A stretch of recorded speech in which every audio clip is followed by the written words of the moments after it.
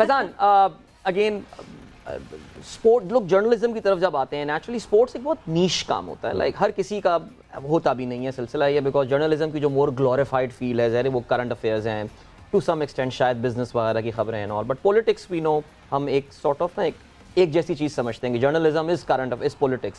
Sports की तरफ कैसे आना हुआ? ये इत्तेफाकन था कि यार चलो जरा जाके एक रिपोर्ट तो लेकर आओ, या फिर no you actually planned that? यार ख्वाहिश तो थी हमेशा, और मैं हमेशा ये समझता हूँ कि स्पोर्ट्स एक ऐसी चीज़ है जो हमें यूनिफाई करता है। आप पॉलिटिक्स में चले जाए तो डिवीजन है, Right. कोई इस जमात का, कोई इस जमात का, इवन आप रिपोर्टर भी और एक बीट के रिपोर्टर तो दूसरी जमात के लोग शायद आपको इतना लाइक ना करते हो।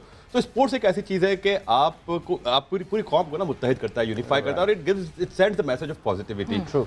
आजकल कुछ लोग नेगेटिविटी का मैसेज भी ले आते हैं, वो एक अलग बात है, बट स्पोर्ट्स में हमेशा एक पॉजिटिव वाइब्स आती थी। सही। और ये एक ऐसी चीज़ है जो आपको बहुत सारे लेसन्स देती है कि यार आपको हमेशा जिंदगी में काम आते हैं। तो स्पोर्ट्स हमेशा दिल के करीब रही, और क्योंकि मैं अपने सेकंड जनरेशन ऑफ जर्नलिस्ट हूँ अपनी फैमिली में, अब्बा को देखते ही देखते जर्नलिज्म का शौक तो हो गया था, एंड आउट ऑफ नोवेयर मैंने अब्बा से कहा कि मुझे जर्नलिज्म करनी है और मुझे मतलब आप कहीं ट्रेनिंग पे लगा दे। पढ़ भी रहे थे साथ साथ, अब्बा को मैंने कहा ट्रेनिंग पे लगा दे। उन्होंने एक एडिटर के पास ले के इनको ट्रेन करते हैं। अब्बा इसी इदारे से वाबस्ता है जिसमें आप अभी हैं? नहीं, मेरे वालिद गुजराती जर्नलिज्म में थे। उनका उस टाइम पे गुजराती जर्नलिज्म बहुत होती थी, 3-4 गुजराती अखबार थे, अब बड़े लिमिटेड हो गए, बायलिंगुअल हो गए। तो उन्हीं का एक इदारे का एक उर्दू न्यूज़पेपर था, वहाँ पे मैंने सीखना शुरू किया। अनवर सनराय साहब मेरे पहले एडिटर थे। उन्होंने पूछा मुझसे कि किस चीज़ का शौक है, मैंने कहा स्पोर्ट्स। उन्होंने एक साहब के हवाले किया कि भाई इरफान अकरम साहब, वो मेरे पहले स्पोर्ट्स पे वो थे।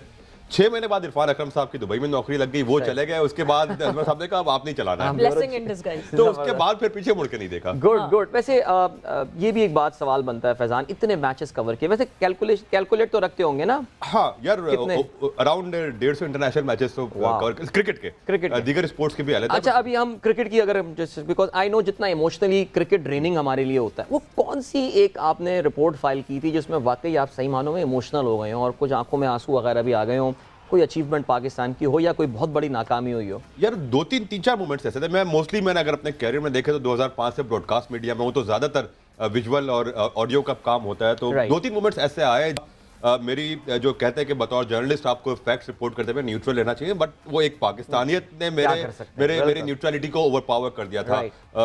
जब 2007 के वर्ल्ड T20 में हम फाइनल हारे थे, मैं बीपर दे रहा था, दूसरे चैनल में था उस वक्त, और मैं बिल्कुल लॉस्ट हो गया था कि मैं क्या बोलूं, और मेरे अल्फाज कुछ जब नहीं आ रहे थे। फिर 2010 की कॉमनवेल्थ गेम्स हम इंडिया में कवर कर रहे थे, इनाम भट्ट ने दिल्ली में गोल्ड मेडल जीता, और उस वक्त जब पाकिस्तान का कौमी तराना अब बज रहा था, तो वो एक मोमेंट थी जब मैं जज्बाती हुआ। फिर अभी जिस तरह चचा क्रिकेट बता रहे थे, 2017 की चैंपियंस ट्रॉफी वो जब हम जीते थे, तो उस मोमेंट ने मुझे बड़ा इमोशनल कर दिया था, और उस टाइम पे रिपोर्ट करते हुए